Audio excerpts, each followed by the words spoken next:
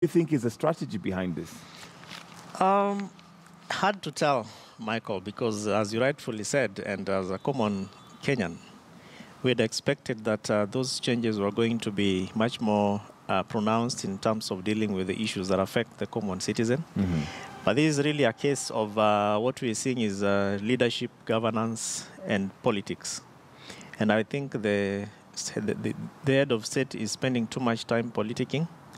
I am happy that he has as many as advisors as he has already been presented to us. But then the question is, so that what happens? Because I think this is just shielding the president out of what Kenyans are feeling. Could it be that it's a strategy for him to be shielded, but for him to be able to perform? Because when you have people who are able to push your agenda or your manifesto, then you're likely to perform, better in the long run. So could he just be putting his house in order so that now, with time, once we hit the road, like they say, you hit the road running? If this happened during his first term, we would have said yes, that he is putting up strategies so that he is able to perform. Mm-hmm. But I think Jubilee has been tried, tested, and Kenyans know what has been delivered or not.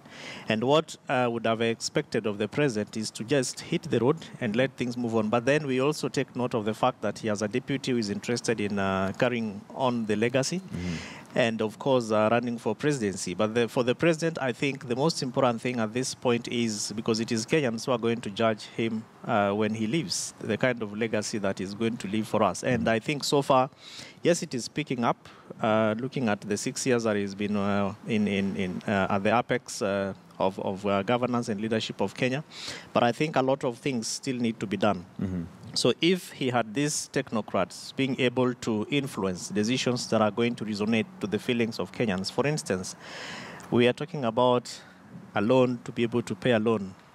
We have counties that can be able to generate revenue at that level to support the national government to deal with some of these issues. We are not seeing that happening at the grassroots.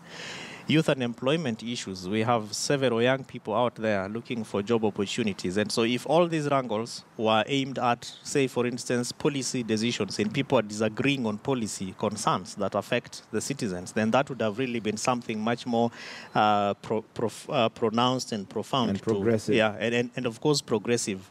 But then the question is, why is it just about a few people? And I like the fact that you are saying J. Muturi, who was a son to the former personal secretary of the first president, who is a president of the father to the president, is really a house of cards. It's really a small society that is trying to, look at what's in it for us, and regardless of what the citizens are feeling. And people who are therefore seen as outsiders, like the former AG, Attorney General, you just either resign or you quit or you wait for something else to be given to you, if that is the case. If that is the case. But I think for us as Kenyans, we are interested in seeing a president who has the ears of the people, who has a heart for the people, who has service delivery at the core of his agenda. The Jubilee Manifesto is really Vision 2030, and Kenyans know social pillar, political pillar, economic pillar, and cross-cutting issues like national cohesion and integration, equality, among others. Those are the things that Kenyans, I think, are looking out for, but we are not seeing